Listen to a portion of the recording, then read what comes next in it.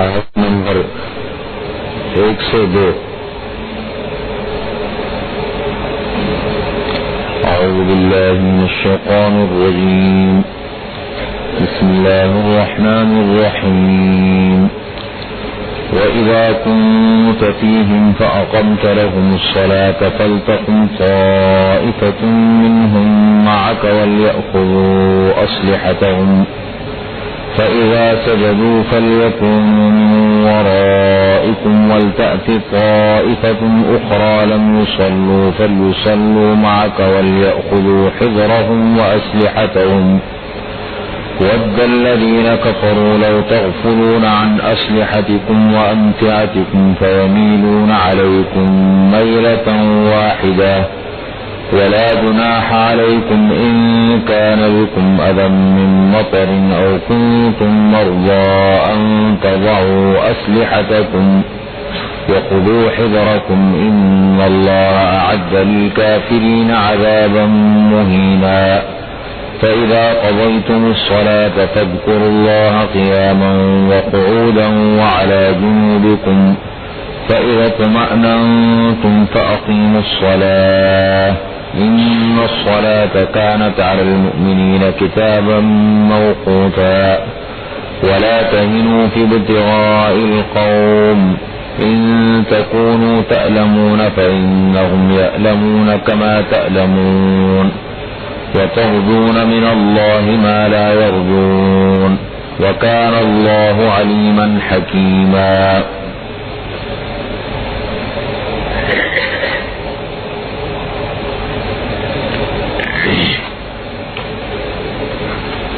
جہاد کا ذکر ہوا، اس کے بعد ہجرت کا ذکر ہوا. جہاد اور ہجرت میں سفر کرنا پڑتا ہے، اسی مناسبت سے صلاۃ یعنی مسافر کی نماز کا ذکر ہوا. آج ایک اور مسئلہ ذکر کر رہے ہیں، صلاۃ الخوف، خوف کی نماز، صلاۃ الخوف.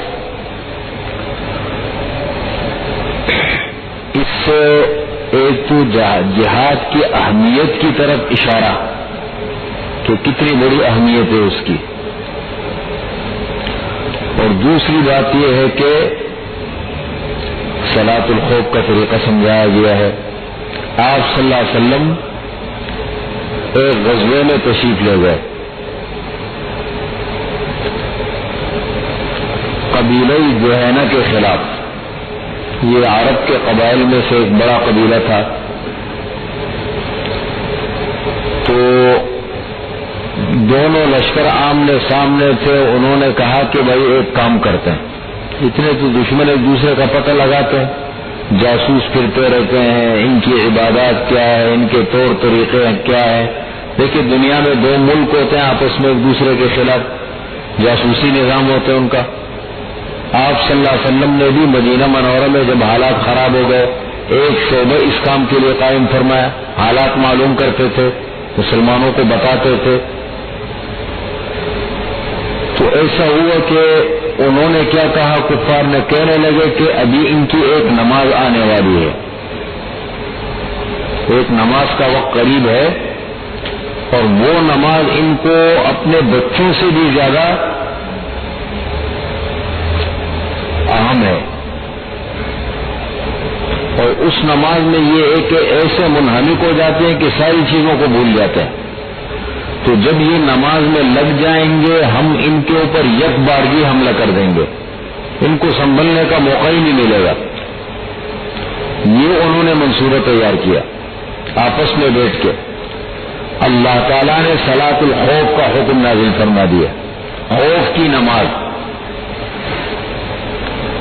کہ دشمن کے سامنے اگر کھڑے ہوں تو ایسی ترتیب بنائی جائے کہ ایک دو حصوں میں جماعت کو تقسیم کر دیا جائے. ایک جماعت دشمن کے سامنے رہے، کہیں حملہ نہ کر دے، اور دوسری جماعت جو ہے وہ جا کر کے پیچھے امام کے ساتھ. لیکن یہ اس زمانے میں صلاۃ الخوف کا اللہ تعالیٰ نے ایک ظاہری طریقہ بتا دیا، لیکن مقصد ضرور کہ بعینہ ہی اسی طریقے پہ نماز پڑھی جائے. یہ شکل بھی ہو سکتی ہے کہ 2 جماعتیں بنائی جائیں، ایک جماعت دشمن کے سامنے رہے، ایک جماعت جا کر کے اطمینان سکون کے ساتھ اپنی نماز پڑھ کے آ جائے، وہ سامنے کھڑی ہو جائے اور دوسری جماعت جا کر اپنی نماز پڑھ لے. یہ بھی صلاۃ الخوف ہے. 2 حصوں میں تقسیم کرنا، بیک وقت سارے نماز نہیں پڑھ سکتے، مشکل ہے. یہ ہے. اور آپ صلی اللہ علیہ وسلم کے دور مبارک میں چونکہ اللہ کے رسول صلی اللہ علیہ وسلم موجود تھے، ہر آدمی کی چاہت ہوتی تھی کہ آپ صلی اللہ علیہ وسلم کے پیچھے نماز پڑھ لے. کبھی ایسے بھی مواقع آ جاتے ہیں، اس لیے وہاں صلاۃ الخوف کی کیفیت قرآن کریم نے الگ بیان کی. کیا 2 جماعتیں بنا دے. 2 جماعتیں بنانے کے بعد چونکہ عام طور پر صلاۃ الخوف جہاد کے موقع پر پیش آتا ہے، اور جہاد میں آدمی سفر کی حالت میں ہوتا ہے، تو صلاۃ میں تو قصر، سفر کی حالت میں تو قصر کی نماز ہوتی ہے نا، قصر کی نماز ہے. اب آپ صلی اللہ علیہ وسلم جو ہے ایک جماعت کو اپنے ساتھ کھڑا کر کے ان کو 1 رکعت پڑھا دے. جب سجدہ کر لے تو 1 رکعت مکمل ہو گئی. اب یہ لوگ چلے جائیں محاذ پر، وہ جو دوسری جماعت ہے محاذ پر وہ آ جائے، اور امام صاحب اسی حالت میں کھڑے ہو کے انتظار کریں گے. وہ آ کے ان کے پیچھے اللہ اکبر نیت کر کے شروع ہو جائے، اور 1 رکعت اور ان کے ساتھ پڑھ لے. 2 رکعتیں ہو گئی امام کی، امام سلام پھیر لے، یہ لوگ سلام نہ پھیرے، اٹھ کے چلے جائے. وہ لوگ آ کر اپنی وہ باقی ماندہ رکعت، پہلی جماعت آ کر اپنی باقی نماز پڑھ لے، پھر وہ چلی جائے، پھر وہ جماعت آ کر اپنی باقی نماز پڑھ لے. ایک طریقہ یہ سمجھ رہے.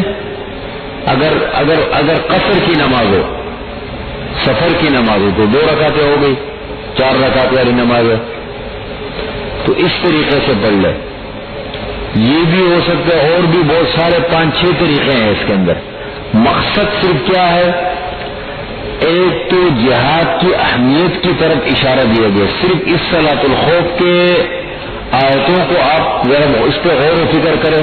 ہتھیار ساتھ رہے، دشمن اگر اس طرف ہے قبلہ رخ ساقط ہوتا ہے، مثال قبلہ یہ ہے اور دشمن سامنے کی طرف کھڑا ہے، کسی بھی وقت حملہ ہو سکتا ہے.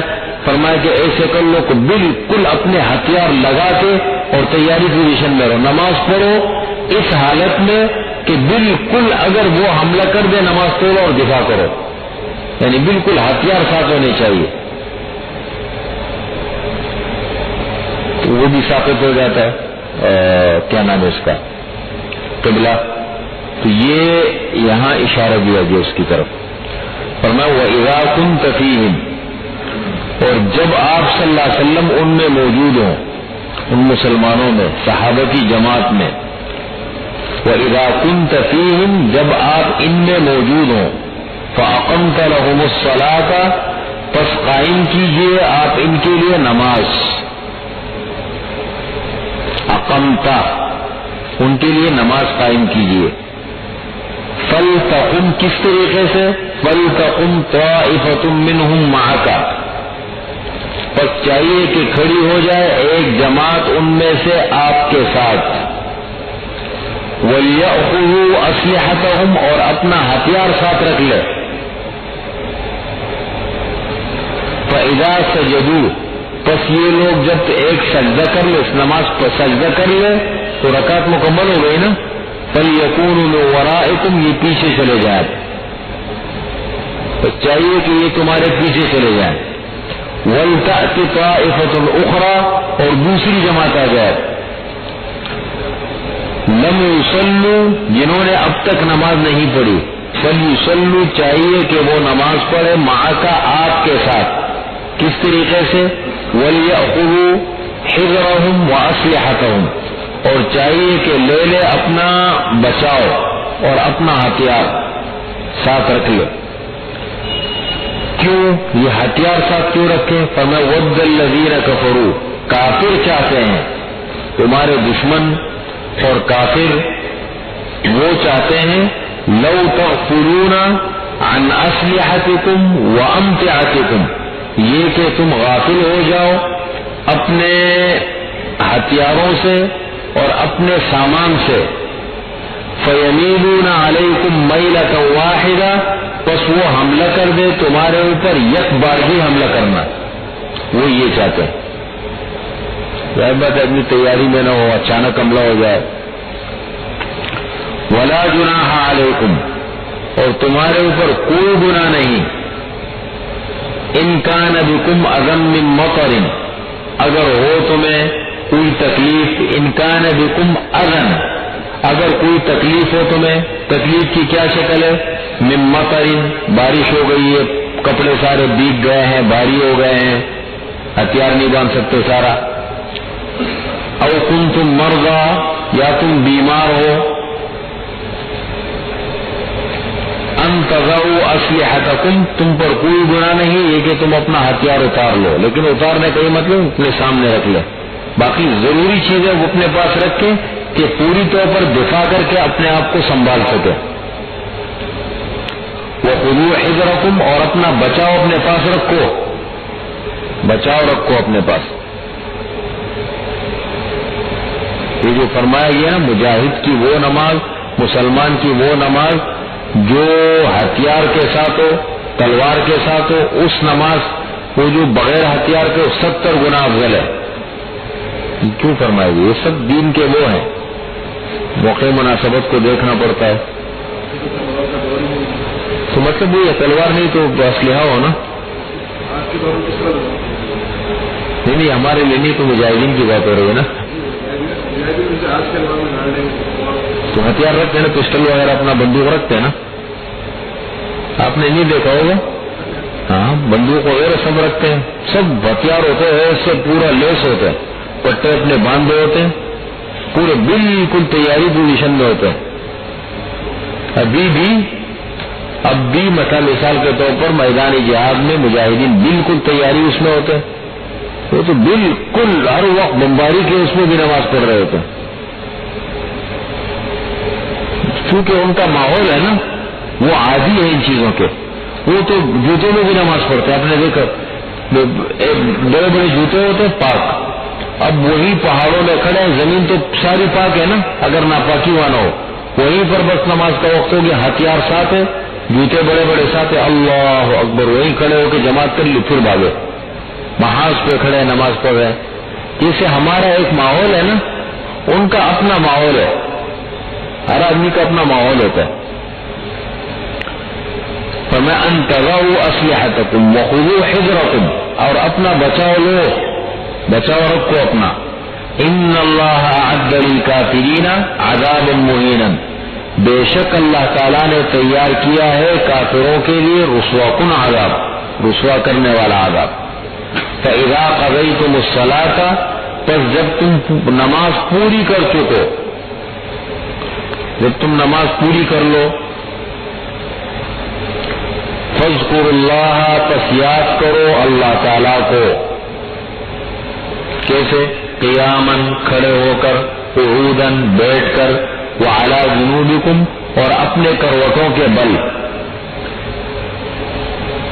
کروٹوں پر۔ اب اللہ کا ذکر تو بہت بڑا ہتھیار ہے مجاہد کا، اب آپ اٹھتے بیٹھتے کھڑے بیٹھتے ہر وقت اللہ کا ذکر کرو، نماز پڑھ چکو۔ فَإِذَا اطْمَأْنَنْتُمْ، بس جب تم اطمینان میں ہو جاؤ، فَإِذَا اطْمَأْنَنْتُمْ، اطمینان میں ہو جاؤ، فَأَقِيمُوا الصَّلَاةَ، پس قائم کرو نماز، اب اچھی طریقے سے اطمینان اور سکون کے ساتھ نماز پڑھو۔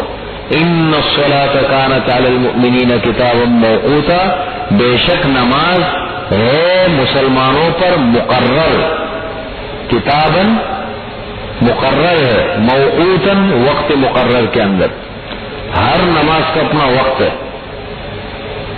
تو کوشش کرو نماز کو قضا نہ کرو، نماز کو پڑھ لیا کرو۔ باقی ولا تہینوا فی ابتغاء القوم، قوم کی تلاش میں، دشمن کی تلاش میں سستی مت کرو۔ حضور صلی اللہ علیہ وسلم فرماتے ہیں نا کہ اللہ سے جنگ مت مانگو، اللہ تعالیٰ سے ہمیشہ عافیت مانگو، عافیت، لیکن اگر جنگ تم پر مسلط ہو جائے تو پھر سمجھ لو کہ جنت جو ہے وہ کہاں ہے؟ تلواروں کے سایوں میں ہے، تلوار کے سائے میں ہے جنت پہ، پھر ڈٹ جاؤ دشمن کے سامنے، ہمت مت ہارو. فرمایا قوم کے اس میں جو ہے نا ولا تہنوا فی ابتغاء القوم، قوم کے تعاقب میں سستی نہ کرو. ان تکونوا تعلمون فانہم یعلمون کما تعلمون، اگر تم زخمی ہوتے ہو، تمہیں کوئی تکلیف پہنچتی ہے، پس بے شک وہ بھی زخمی ہوتے ہیں جیسے تم زخمی ہوتے ہو.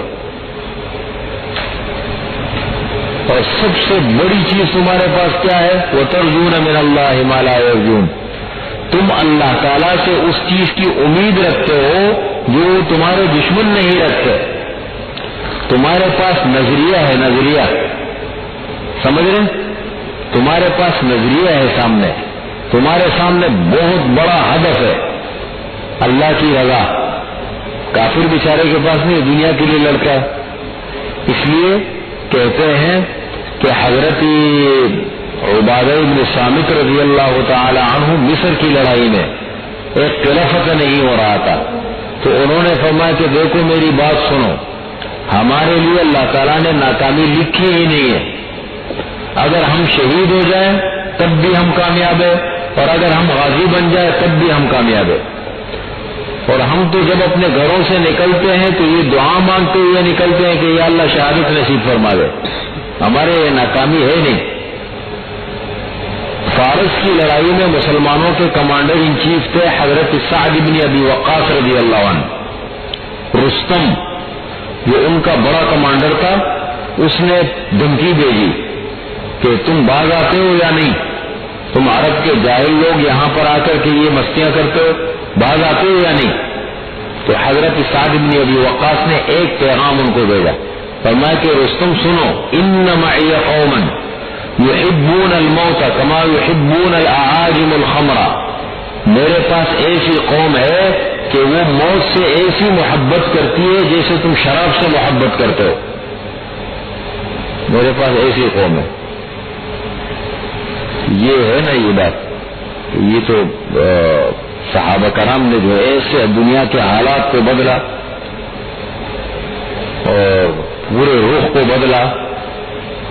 کہتے ہیں بات کیا تھی جو نہ روما اور نہ ایرا سے دبے، چند بے تربیت اونٹوں کے چرانے والے، جن کو ہوتا تھا کافور پر نمک کا دھوکا، بن گئے خاک کو اکسیر بنانے والے. یہ کیا چیز ہے؟ لوگ سمجھتے ہیں کہ میں مطلب یہ ہے کہ بڑا وہ کرو ہتھیار، یہ نہیں. ایمان ایمانی جذبے کا مقابلہ کوئی نہیں کر سکتے. اب بھی دیکھیں نا، اب بھی امریکہ کتنا بھی طاقتور ہو جائے، دشمن کتنا بھی، یہ میدانی جنگ مجاہدین کے ساتھ نہیں لڑ سکتے. اللہ نے مجاہدین کو وہ حوصلے دیے ہیں، وہ ہمت دی ہے. یہ ایمانی جذبے کا مقابلہ آج تک دنیا کوئی نہیں کر سکتا. ایک آدمی کہتے ہیں میں مرنا چاہتا ہوں، مجھے شہادت چاہیے، اور 2 سال لڑتے جب اس کو وہ کہتے ہیں کہ یار پتہ نہیں اللہ مجھ سے ناراض ہے، کیا ہو گیا، 2 سال ہو گئے ابھی تک شہادت نہیں ملی مجھے، تو ایسی قوم کے ساتھ کیسے مقابلہ کریں گے؟ یہ بڑی چیز ہے. نظریہ اللہ کی بہت بڑی نعمت ہے. نظریہ کا مطلب سمجھتے ہیں کس کو کہتے ہیں؟ نظریہ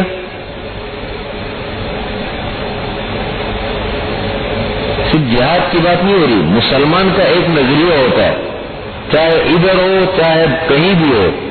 نظریہ کس کو کہتے ہیں؟ سوچ، فکر، سوچ، نظریہ. یہ نہیں کہ آج حالات کا رخ اس طرف ہے تو وہ ادھر ہے، کل ادھر ہے تو ادھر ہے، کل ادھر ہے. نہیں، مسلمان کی ایک سوچ ہوتی. یہ ہمارے نوجوان ساتھی ہیں نا، ان کو یہ جو ہے نا ایک دن دوستوں نے تھوڑی سی پٹی پڑا دی، یہ بیچارے ادھر ادھر ہو جاتے ہیں، گڑبڑ ہو جاتے ہیں. اتنی سوچ ہماری نہیں ہے. خود اپنی انسان کی سوچ ہو، اپنے نفع نقصان کو سمجھے کہ بھائی میرے دوست مجھے اچھے کام کی طرف لے جا رہے یا مجھے برے کام کی طرف لے جا رہے. یہاں بھی بڑا عجیب واقعہ ہوا، میں نام نہیں لیتا ہوں. ایک یہاں ہمارے پاس نہیں، آپ لوگ نہیں جانتے. ایک نوجوان آتا ہے، ایک نوجوان، اس کو ساتھیوں نے کہا یار پیسہ چاہیے. وہ لڑکوں کے ساتھ، غلط لڑکوں کے ساتھ اٹھتا بیٹھتا ہوگا، اسکول میں پتہ نہیں، کالج میں کہاں، یونیورسٹی میں. کو پیسے چاہیے. اس نے کہا پیسے تو آپ لوگوں کے پاس تو بہت پیسے. کہنے لگے پیسے تو یار ابو دیتا نہیں. کہنے لگے کیا کریں پھر؟ بیٹھ کے منصوبے بنائے. کہنے لگے ایک کام کر لیتے ہیں, آپ کی بہن کو ہم اٹھا لیتے ہیں, ایک جگہ رکھ لیں گے اور پھر پیسوں کا مطالبہ کریں گے, پیسے مل جائیں گے, آپ کو بھی دے دیں گے. اب وہ بیوقوف ان کی باتوں میں آئی ہے. اب جب جا کر کے منصوبہ بنایا, دروازہ کٹکھٹایا, اندر اب کاروائی کرنے جا رہے ہیں نا. اب جب گھر میں گئی, چوکیدار وغیرہ اندر سے نکلے تو شور مچا. اب وہ بیچارے تو کیا کہتے ہیں اس کو, ہاں نہ تجربہ کار لوگ تھے, کاروائی طریقے بھی اور پھر طریقے بھی صحیح. اب جب وہاں پر گئے تب شور مچا تو باقی بات گئے اور یہ پہچانا گیا. یہ پہچانا گیا, اندر لے گئے. کہنے لگے یہ کیا چکر ہے بھائی, کیا ہوا؟ کہنے لگے مجھے انہوں نے ورگلایا تھا کہ بہن کو اٹھائیں گے. وہاں گھر میں سب اس کو باندھ کر کے بہنوں نے اور چوکیداروں نے اور سب نے مل کر کے خوب پٹائی لگائی اس کی. یہ بھی ہوتا ہے پھر. لیکن آدمی کی سوچ نہیں ہوتی تو پھر لوگوں کی باتوں میں بھی آ جاتا ہے. بڑے عجیب عجیب واقعات میں نے سنے ہیں, بہت عجیب عجیب واقعات. اس لیے اپنی سوچ دیکھیں, یہ میرا فلاں کام کا وقت ہے, یہ فلاں کام کا وقت ہے. مسلمان کی اپنی سوچ ہونی چاہیے. ایسے لوگ بھی ہیں, ایسے بھی لوگ ہیں جو کسی کی باتوں میں نہیں آتے. نظریے بہت بڑی نعمت ہے اللہ تعالیٰ کی. اللہ تعالیٰ کی بہت, جس کو اللہ نے نظریہ کس کو کہتے ہیں؟ آدمی اصول کا پکا ہو بس, جو اپنے فائدے کو جہاں دیکھے وہ کرے. جہاں ہمارا دین کا فائدہ ہو, دنیا کا, میں کیوں کسی کی باتوں میں آ جاؤں؟ یہ سب سے بڑی چیز ہے. اصول نظریہ ہے بس, چاہے وہ دنیا کا اصول ہو چاہے وہ دین کا اصول ہو. تو فرمایا تمہارے پاس نظریہ ہے, تم مسلمان ہو, اس کی قدر کرنی چاہیے.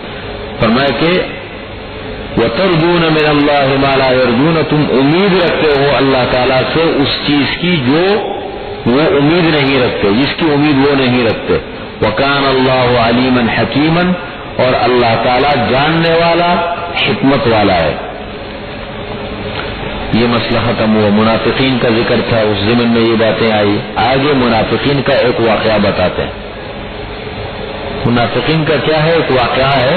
منافقین سے اس کا جوڑ تعلق ہے اور اس میں بہت بڑا سبق ہے. کئی اللہ تعالیٰ نے اس میں سبق رکھے. واقعہ یہ ہوا کہ مدینہ منورہ میں منافقین کا ایک خاندان آباد تھا. بنو عبیرق خاندان کہلاتا. خاندان کا نام تھا بنو عبیرق. بنو عبیرق 3 بھائی تھے. ایک کا نام تھا بشر, دوسرے کا نام تھا بشیر اور تیسرے کا نام تھا مبشر. بشیر جو درمیانہ بھائی تھا اس کو تومہ بھی کہتے تھے, تومہ. یہ جہاں رہتے تھے وہاں ایک صحابی تھے حضرت رفاعہ رضی اللہ تعالی عنہ. بہت بوڑھے ہو گئے تھے, بڑے حیثیت والے تھے. تو ان کے مکانات آپس میں قریب قریب تھے. تو حضرت رفاعہ نے اپنے مکان کے پچھلے حصے میں گودام وغیرہ بنایا تھا, اسٹور, وہاں سامان وغیرہ رکھتے تھے. تو آٹا وغیرہ لایا تھا. اس زمانے میں آٹا بہت بڑی چیز ہوتی تھی. ہر زمانے کا اپنا ایک ماحول ہوتا ہے. آٹا وغیرہ منگوایا تو انہوں نے کہیں دیکھ لیا کہ بھائی ان کے یہاں آٹا وغیرہ بڑی بڑی چیزیں آتی ہے.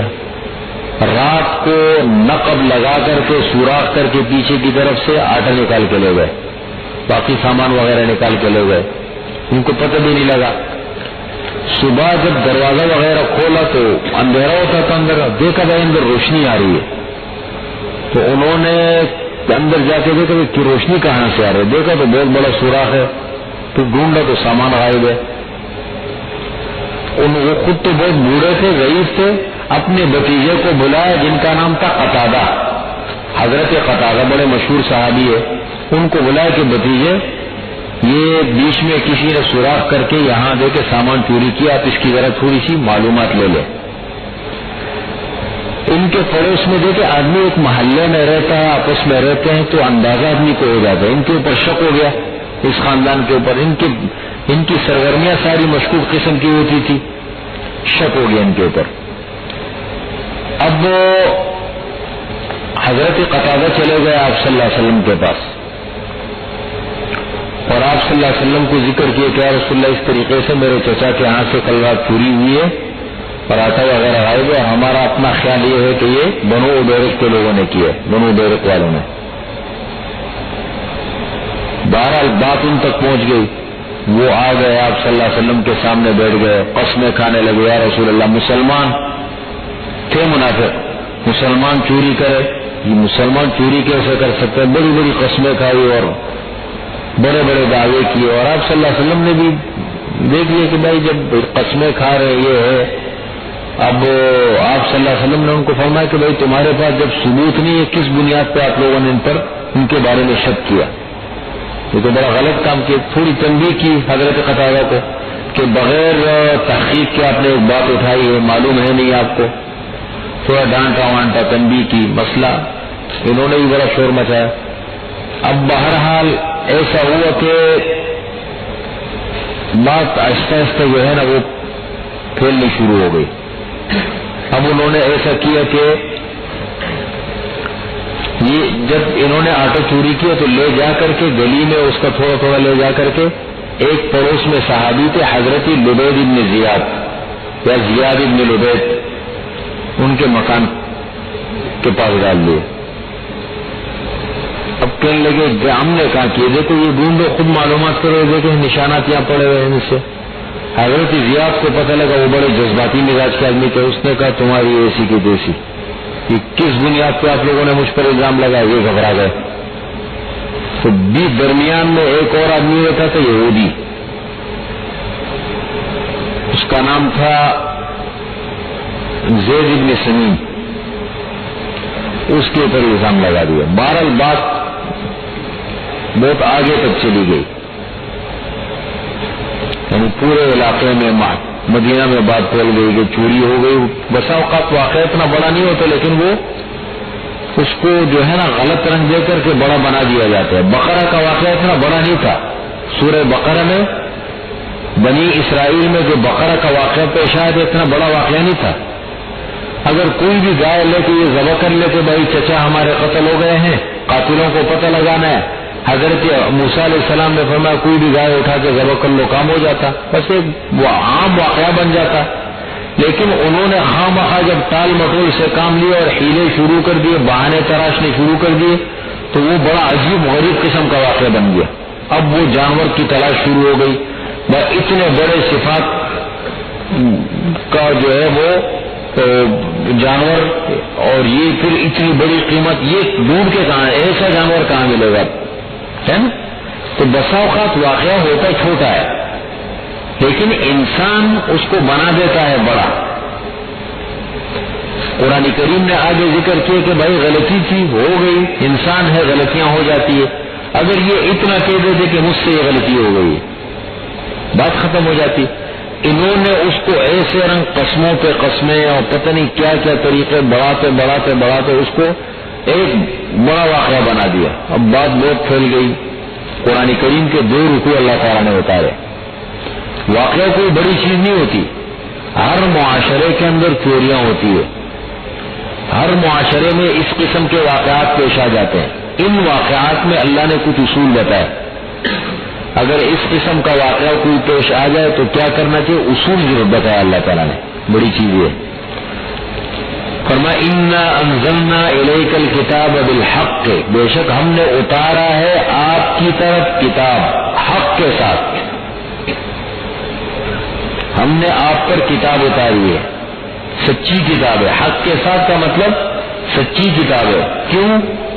لتحکم بین الناس بما اراک اللہ, تاکہ آپ فیصلہ کریں لوگوں کے درمیان اس چیز کے مطابق جو اللہ نے آپ کو دکھائی ہے.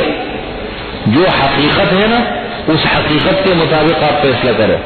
ولا تکن للخائنین خصیما, اور آپ جھگڑن, اور آپ نہ, ولا تکن, اور آپ نہ ہو خیانت کرنے والوں کی طرف سے جھگڑا کرنے والا.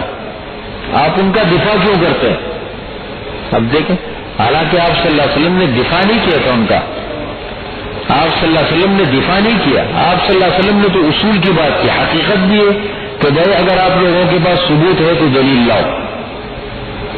خواہ مخواہ سے شک شبے کی بھی اصول بھی ہے.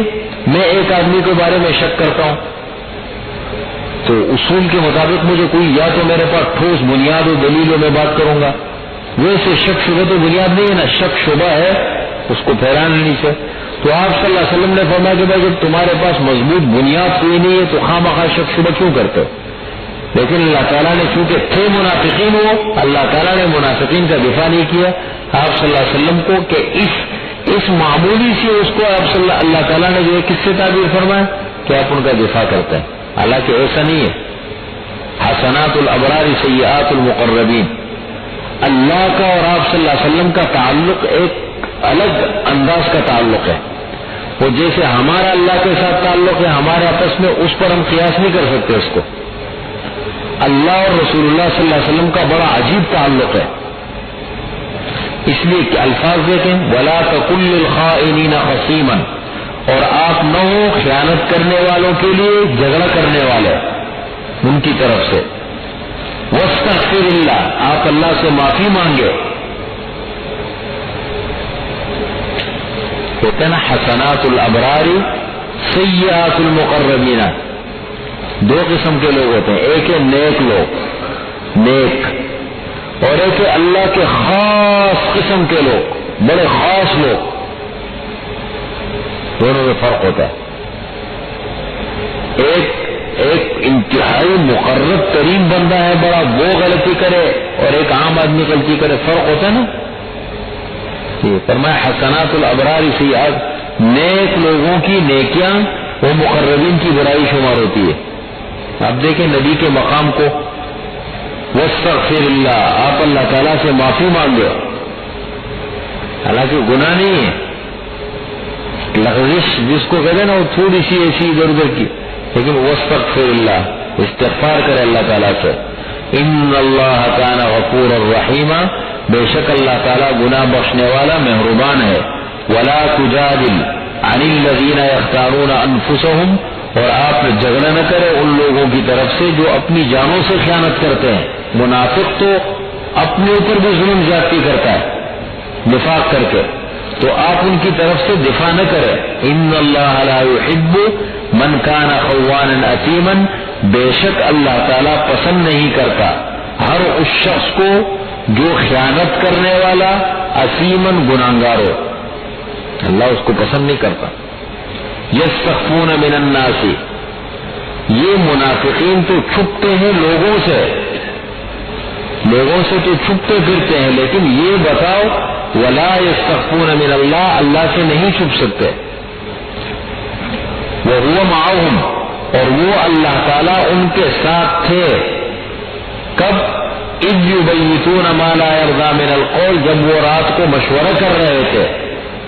یبیتون, وہ رات کو مشورہ کر رہے تھے کس چیز کے بارے میں؟ ما لا یرضی من القول, اس بات کے بارے میں کہ جس سے اللہ راضی خوش نہیں تھے. کہ اللہ یار بات تو بہت آگے تک نکل گئی ہے, مسئلہ خطرناک صورت اختیار کر گیا ہے, اب کیا کریں؟ کہ اللہ ایسے کر لو, زیاد کو لبیت کو بسا لو, اٹھا کے اس پہ ڈال دو, یہ اس کے اوپر ڈال دو. آپس میں بیٹھ کے مشورہ کر رہے تھے. وَكَانَ اللَّهُ بِمَا يَعْمَلُونَ مُحِيطًا, اور اللہ تعالیٰ جو وہ عمل کرتے ہیں احاطہ کرنے والا ہے. اللہ تو سب دیکھ رہے. ہاں انتم ہؤلاء, تم ہی لوگوں, منافقین کو خطاب ہے. ہاں انتم ہؤلاء, تم ہی لوگوں, جادلتم عنہم فی الحیات الدنیا, تم نے جھگڑا کیا ان منافقین کی طرف سے دنیا کی زندگی میں, ان کا دفاع کیا تم نے. لیکن یہ بتاؤ فَمَن يُجَادِلُ اللَّهَ عَنْهُمْ يَوْمَ الْقِيَامَةِ, کون جھگڑا کرے گا اللہ تعالیٰ سے ان کی طرف سے قیامت والے دن. قیامت کے دن ان کی طرف سے کون جھگڑا کرے گا پھر؟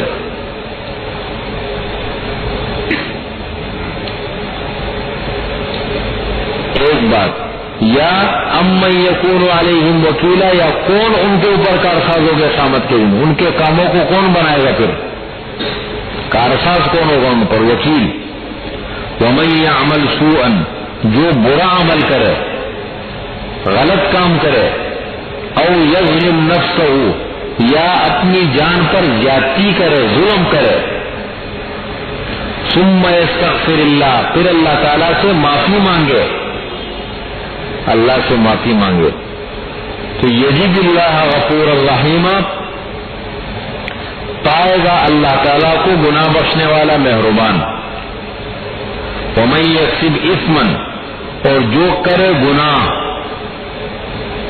ومن یکسب اثما، جو گناہ کرے، گناہ کا کام کرے، فانما یکسبہ علی نفسہ، پس پختہ بات ہے، یکسبہ، وہ کرے گا اس گناہ کو، علی، اس کے گناہ کا جو وبال ہے وہ اس پر پڑے گا، جو گناہ کرے گا اس کے گناہ کا وبال اس پر پڑے گا، فانما یکسبہ علی نفسہ، وکان اللہ علیما حکیما، اللہ تعالیٰ تو جاننے والا، حکمت والا ہے۔ ومن یکسب خطیئۃ، اور جو کرے خطیئۃ، برائی، اور اسمن، یا گناہ، ثم یرمی بہ بریئا، اور پھر اس کا الزام لگائے کسی بری، اس ذمہ آدمی پر، بریئا کے معنی بے قصور پر اس کا الزام لگائے، کس پہ لگایا تھا؟ لبید ابن زیاد پہ، یا زیاد ابن لبید نام تھا ان پر۔ اچھا جی، کہتے الزام لگا ان پر، فقد احتمل بہتانا و اثما مبینا، پس تحقیق اس نے اٹھا لیا، اس نے اٹھایا بہتان و اثما مبینا، اور کھلا گناہ۔ ولولا فضل اللہ علیک ورحمتہ، اور اگر اللہ تعالیٰ کا فضل نہ ہوتا آپ پر، اور اللہ تعالیٰ کی مہربانی نہ ہوتی، لہمت طائفۃ منہم ان یضلوک، تو البتہ قصد کر لیا تھا، ارادہ کر لیا تھا منافقین کی ایک جماعت نے ان منافقین میں سے، ان یضلوک، یہ کہ آپ کو غلط فہمی میں ڈال دے۔ آپ ایسا کر سکتے تھے کہ واقعے کو نہ سمجھ کے فیصلہ کر دیتے، وہ بڑی غلطی ہو جاتی۔ فرمایا کہ انہوں نے چاہا تھا کہ آپ کو بہکا دے، وما یضلون الا انفسهم، اور نہیں بہکاتے وہ مگر اپنے آپ کو، وما یضرونک من شیء، اور آپ کا کچھ بھی نہیں بگاڑ سکتے۔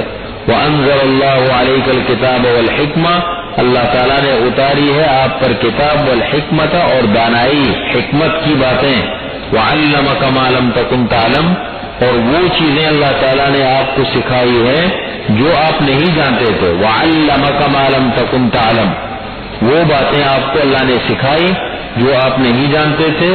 وکان فضل اللہ علیک عظیما، آپ پر اللہ تعالیٰ کا بڑا فضل ہے، بڑی مہربانی ہے آپ پر۔ باقی آگے فرمایا کہ یہ منافقین بیٹھ کے راتوں کو مشورے کیا کرتے تھے، جو آپ صلی اللہ علیہ وسلم بات بتاتے تھے اس کے خلاف لگے رہتے تھے۔ فرمایا لا خیر فی کثیر من نجواہم، ان کے بہت ساری سرگوشیوں میں کوئی خیر نہیں ہے، آپس میں بیٹھ کے جو باتیں کرتے ہیں تو ان کے باتوں میں کوئی خیر نہیں ہے،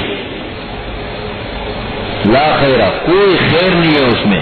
ہاں آدمی چھپ کے باتیں کرے، خیر کی باتیں، وہ الا من امر بصدقۃ، صدقے کا حکم دے دو، اور اصلاح بین الناس، یا لوگوں کے درمیان صلح کرے، یہ ہے خیر کے کام۔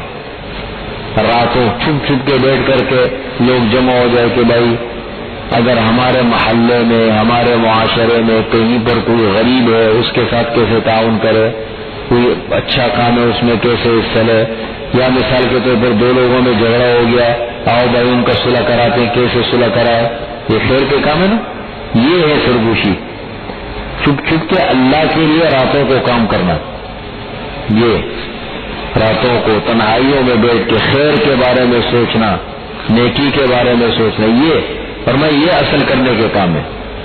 لا خیر فی کثیر من نجواہم، ان کے بہت ساری سرگوشیوں میں کوئی خیر نہیں ہے، کوئی فائدہ نہیں ہے۔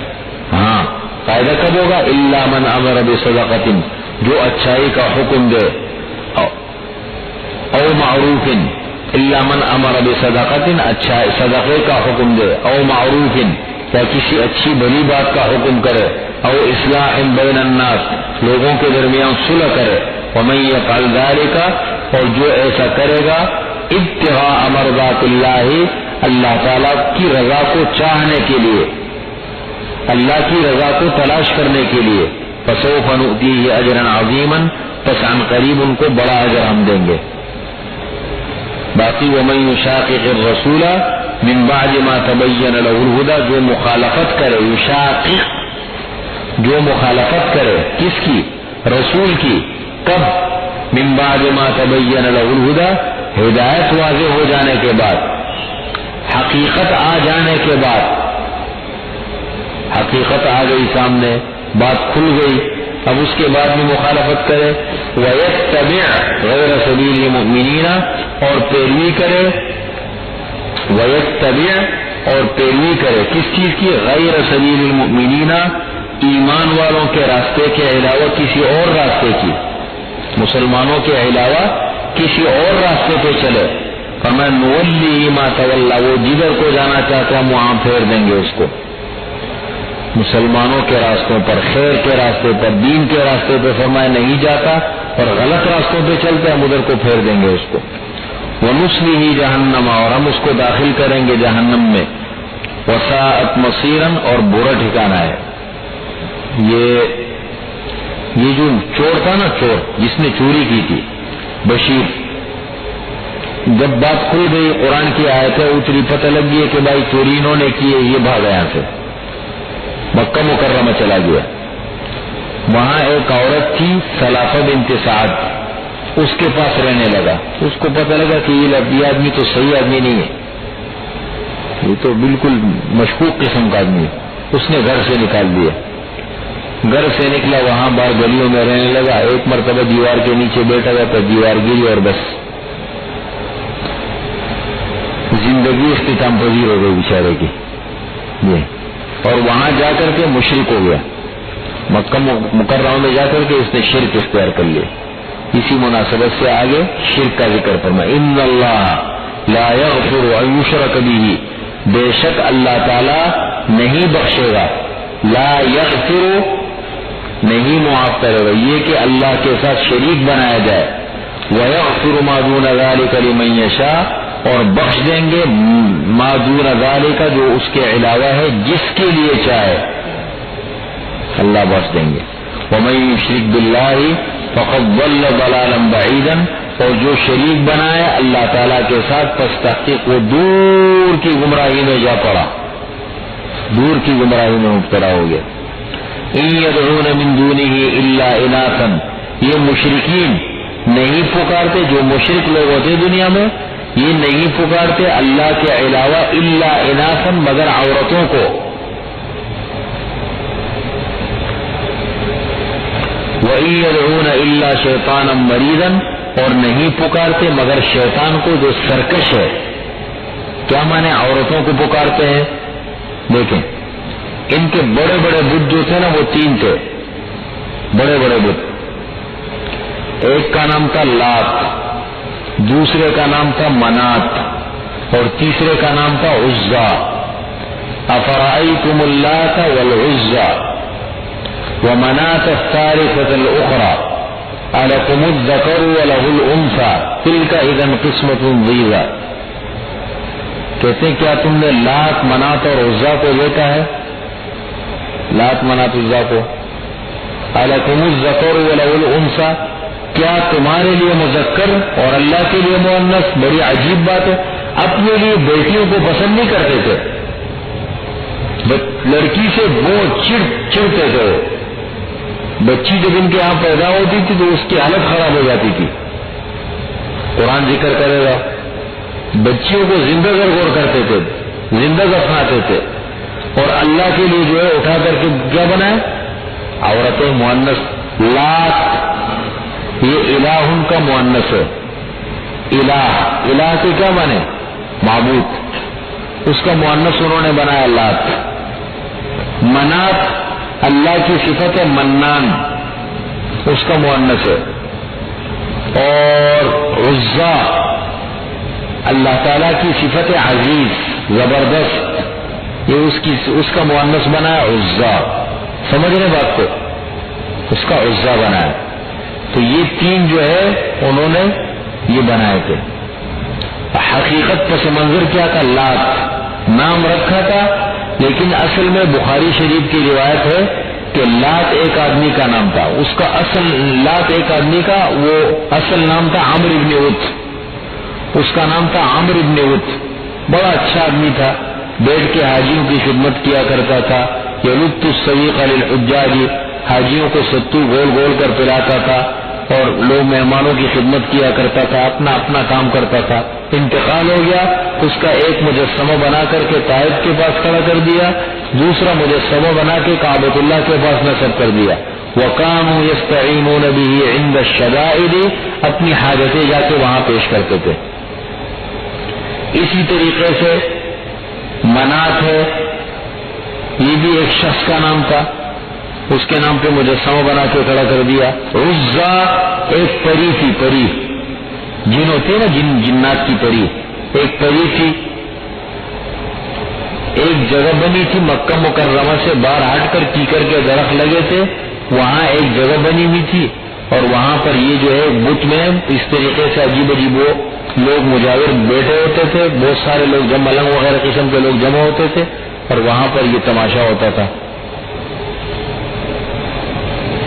سن 8 ہجری میں جب مکہ مکرمہ فتح ہوا تو آپ صلی اللہ علیہ وسلم نے حضرت خالد بن ولید رضی اللہ تعالی عنہ کو بھیجا کہ جاؤ اور یہ سب ختم کرو، عزا وغیرہ سب کو ختم کرو. گئے وہاں ملنگ وغیرہ بیٹھے ہوئے تھے، سب کو وہاں سے بھگا دیا. وہ جگہ وغیرہ بنی ہوئی تھی ساری گرا دی.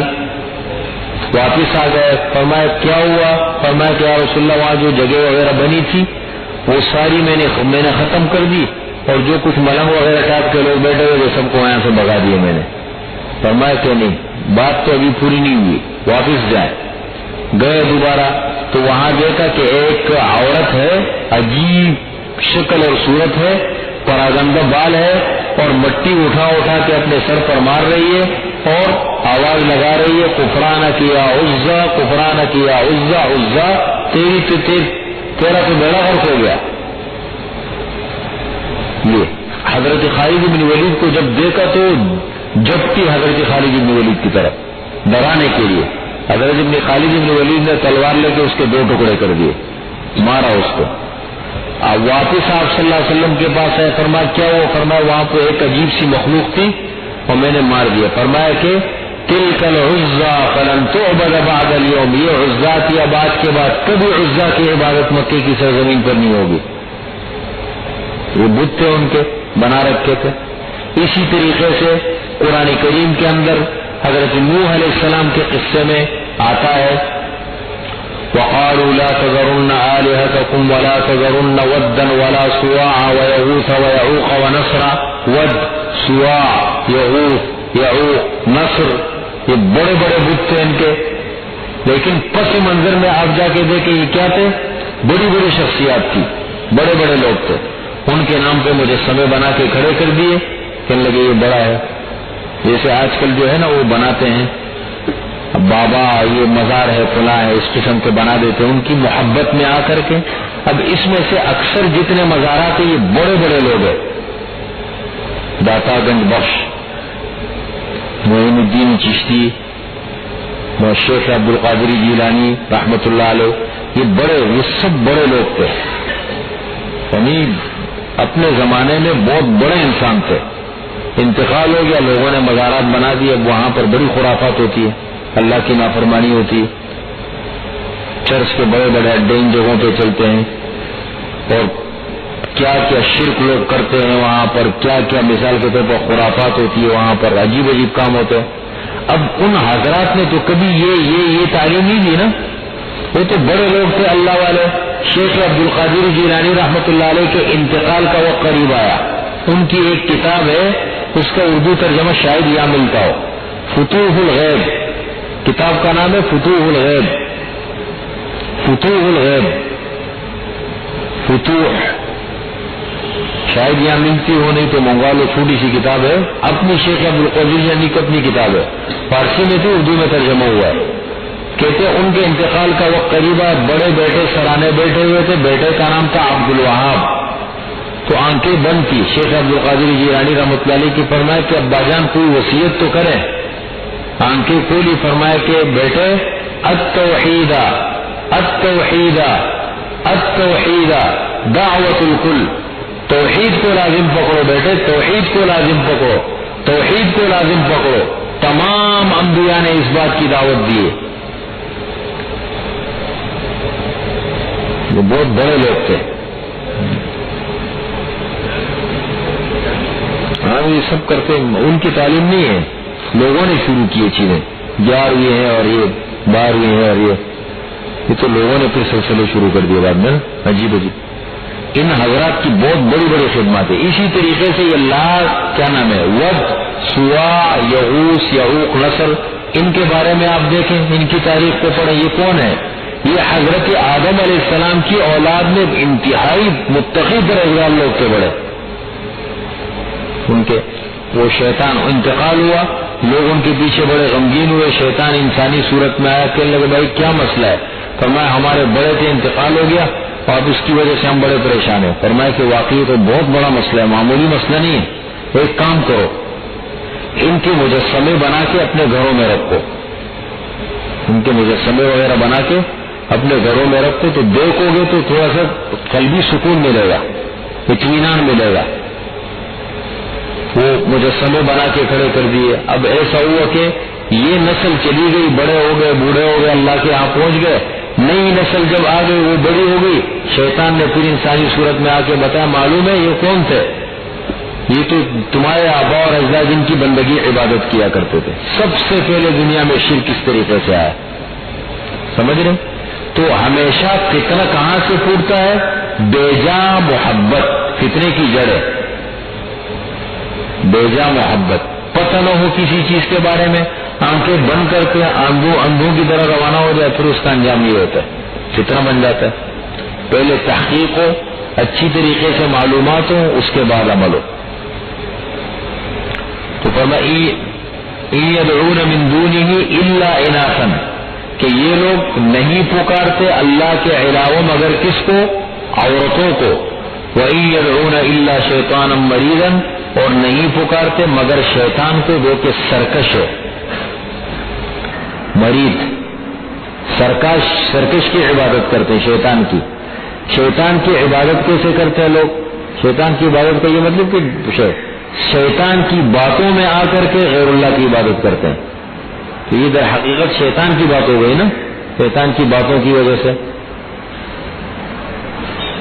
اور شیطان ہے کہ لعنہ اللہ, شیطان وہ ہے کون؟ فرمایا لعنہ اللہ, اللہ نے اس پر لعنت کی ہے, ملعون ہے وہ, اللہ کی رحمت سے دھتکارا ہوا. وقال, اور شیطان نے کہا تھا, لأتخذن من عبادك نصیبا مفروضا, ضرور بھی ضرور میں بناؤں گا تیرے بندوں میں سے, ضرور بھی ضرور میں بناؤں گا تیرے بندوں میں سے نصیباً ایک حصہ, مفروضاً طے کیا ہوا, کچھ میرے ہوں گے اس میں سے. تو قسم کھا کر آیا, کس طریقے سے؟ وَلَأُضِلَّنَّهُمْ, ضرور بھی ضرور میں ان کو گمراہ کروں گا, ان کو گمراہ کروں گا.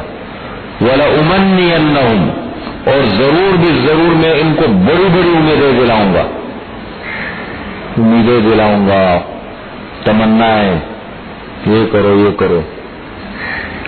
وَلَآمُرَنَّهُمْ, اور ضرور بھی ضرور میں ان کو حکم دوں گا.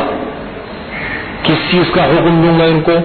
فَلَيُبَتِّكُنَّ آذَانَ الْأَنْعَامِ, پس وہ کاٹیں گے جانوروں کے کان.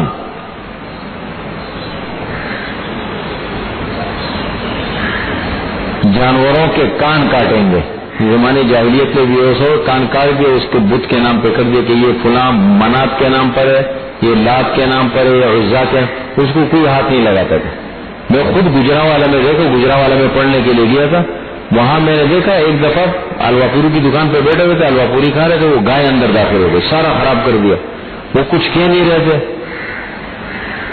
وہ گلیوں میں گائے بہت ساری ہوئے. بھائی یہ کیا ہے؟ میں نے پوچھے, وہ کہنے کہ اس کو کچھ بولو نہیں, یہ بابا کے نام پر ہے. تو کس کے نام پر ہے؟ بابا کے نام پر ہے. عجیب عجیب خیالات ہوتے ہیں لوگوں کے نا. اب وہ پھرتی رکھے تھے، جس چیز کو اس نے منہ ڈالا اس کو کچھ نہیں بولو، یہ اس کا حق ہے. تو شرک ہے نا، شرک اور کسی جگہ نہیں. ہمارے لوکڑی تو بچ گئی، ہم تو اندر بیٹھے، لیکن وہ باہر آ کر کے دکان میں وہ بالکل جا کے سیدھی اندر دکان میں گھس گئی، پھرتی رہتی ہے. فَلَيُبَتِّكُنَّ آذَانَ الْأَنْعَامِ وَلَآمُرَنَّهُمْ، اور ضرور بھی ضرور میں ان کو حکم دوں گا، شیطان کہہ رہے ہو، اور ضرور بھی ضرور میں لوگوں کو حکم دوں گا کس چیز کا؟ فَلَيُغَيِّرُنَّ خَلْقَ اللَّهِ، وہ بدلیں گے اللہ تعالیٰ کی خلق کو، اللہ تعالیٰ کی خلقت کو بدلیں گے. اللہ کی خلقت کیا ہے؟ فطرت اللہ التی فطر الناس علیہا، اللہ تعالیٰ کی فطرت کیا ہے جس پر اللہ تعالیٰ نے لوگوں کو رکھا ہے، تراشا ہے، تو فطرت کو بدلیں گے، فطرت کو. تو اللہ تعالیٰ کا ایک طبیع وہ ہے، اس کو توڑیں گے. وہ حضور صلی اللہ علیہ وسلم فرماتے ہیں نا، لعن اللہ المتشبہین بالنساء والمتشبہات بالرجال، اللہ کی لعنت ہو ان مردوں پر جو عورتوں کی مشابہت اختیار کرے، ان مردوں پر اللہ کی لعنت جو عورتوں کی مشابہت اختیار کرے، اور ان عورتوں پر اللہ کی لعنت جو مردوں کی مشابہت اختیار کرے. عجیب عجیب کام کرتا. آپ نے دیکھو یہ آج کل کیسے لباس آ گئی. کل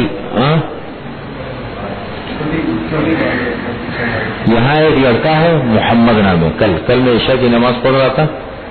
اب اتفاق سے میں بھی ادھر اس جگہ کھڑا ہو گیا، سب میں جماعت کھڑی ہو گئی، اور اتفاق سے وہ بھی داخل ہوا. مجھے دیکھ کے بد کا برمودہ پہنا ہوا تھا، بڑا خطرناک، ایک برمودہ بالکل گھٹنوں تک ہوتا ہے، آپ نے دیکھا ہوگا. اب دیکھا تو پیچھے ایک دم پلٹا کھایا، لیکن مجھے دیکھ کے واپس آیا. الحمدللہ ہمارے محلے کا ماحول بڑا اللہ کے فضل. اب ادھر اور لڑکوں نے دیکھ لیا، پورا گروپ، یہ ان کے خاندان کا پورا گروپ آ رہا تھا، انہوں نے دیکھ لیا کئی لوگوں کا خاندان. اب دیکھا وہ بڑے ہنس رہے تھے، قاری عبید کے ہاتھ لگ گیا تھا، قاری عبید کیا، سب ہنس رہے. میں نے کچھ نہیں کہا، میں نے کہا کیا کیا خدا کے بندے. کہنے لگے وہ ٹیوشن گیا تھا، جلدی میں آ گیا. میں نے اس کو اپنے ساتھ پکڑ کے کھڑا کیا. میں نے کہا اس کو سمجھاؤں گا. میں نے اس کو نماز پڑھی، تو نماز پڑھنے کے بعد اتنا تو میں جانتا ہوں محلے کا بچہ ہے، لیکن نام مجھے نہیں آتا تھا. میں نے کہا کیا نام ہے آپ کا؟ کہتا محمد. میں نے کہا یار آپ نے نام اتنا پیارا رکھا، لباس تم نے کیسے پہنا، یہ کیا کیا تم نے؟ اور پھر مسجد میں نماز میں. کہنے لگے نہیں وہ ٹیوشن پڑھنے گیا. تو میں نے کہا ٹیوشن میں یہ لباس پہننا جائز ہے؟ میں نے تو مسجد ٹیوشن کی بات نہیں کی. میں نے تو یہ کہا آپ نے یہ لباس کیوں پہنا ہے، کیسے کیا؟ کہتے ہیں کہ میں نے کہا اب کیا کریں، اس کا حل کیا ہے؟ اب سب میں دونوں بیٹھے ہم باتیں کر رہے ہیں نماز کے بعد. میں نے کہا اب کیا کریں اس کو؟ کہتے کیا کریں؟ میں نے کہا اس کو کیسے ختم کرو گے؟ میں نے کہا گھر میں پہنو گے، مسجد میں نہیں پہنو گے نا؟ کہتے نہیں گھر میں بھی نہیں پہنو. میں نے کہا ایسا کر لو، اس کی قیمت کتنی ہے؟ قیمت تو پتہ. میں نے کہا اس کے پیسے مجھ سے لے لو، اس کو اندمت استعمال کرو. کہنے لگے نہیں پیسے نہیں لوں گا آپ سے. میں نے کہا خدا کے بندے تم کیسے لوگ یار، مسلمان ہو، نام بھی اتنا پیارا رکھتا ہے، محمد نام رکھتا ہے، تم لباس کیسے حضور صلی اللہ علیہ وسلم کو تکلیف پہنچاتے ہو، یہ کیسے لباس؟ کہنے لگے نہیں بس قاری صاحب توبہ آئندہ نہیں پہنوں گا میں انشاءاللہ. لیکن عجیب لوگ ہیں، پھر پہنے گئے. بڑا سمجھانے میں بڑا ٹائم لگتا ہے، اس میں ماحول اتنا خراب ہے نا، وہ جا کے لاپرواہی میں پہن لیتے. تو یہ دیکھیں یہ کیا ہے لباس، یہ دیکھیں کان کے اندر جو ہے وہ کیا کرتے ہیں، اس کو کیا کہتے ہیں، ہمارے مسلمانوں کے بچے کر رہے ہیں. ہم بھی اس میں شامل ہیں. میں دیکھو ہم اس میں وہ نہیں ہے. میں اپنے بچوں کے لیے بالکل بچی کے لیے بچوں کے لیے جا کر کے خود مارکیٹ میں کپڑا خریدتا ہوں، بازاری کپڑے بھی حتی الامکان نہیں پہناتا ہوں. پتلون تو ہے ہی نہیں، بچہ بڑا ہو جائے میں نہیں پہنا، پتلون بھی نہیں پہناتا ہوں. اسلامی لباس نہیں ہے، سیدھی سیدھی بات ہے. اسلامی معاشرت تو نہیں ہے نا، یا مصنوع لباس نہیں ہے. لباس کے بڑے برکات ہوتے ہیں، انسان کے اعمال پر، انسان کی زندگی پر اس کے اثرات پڑتے ہیں. اسلامی معاشرت کس کو کہتے ہیں؟ اسلامی معاشرت کس چیز کا نام ہے؟ یہ چوٹی، یہ پیچھے کیا رکھتے، ربڑ باندھ دیتے ہیں لڑکے، یہ بھی سلسلہ. اور عورتوں نے کیا کر دیا، اور اب الٹا مردوں نے شلوار کو کیا کر دیا، نیچے گھسیٹتے ہیں اور بحث کرتے ہیں اس پر. سب کو کوئی اوپر رکھو، اس پہ بات کر، اور عورتوں نے کیا کر دیا؟ اوپر کر دیا۔ خرد کا نام جنو رکھ دیا، جنو کا خرد، نا کے قصر بغیرواں ہے، اسے کیا کہیے؟ یہ نظام دیکھو، یہ کون کر رہا ہے؟ یہ عیسائی نہیں کر رہا ہے، عیسائی تو یہودی، یہ مسلمان محترم، اس کا حل کیا ہے؟ اور یہ تبدیلی ہمارے معاشرے میں آئے گی کیسے؟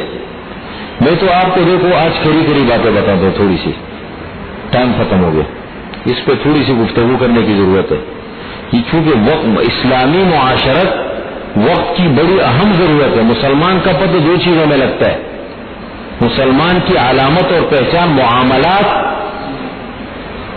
اور معاشرت، دو چیزوں میں پتہ لگتا ہے۔ اس پہ انشاءاللہ گفتگو کریں گے، ٹائم ختم ہو گیا۔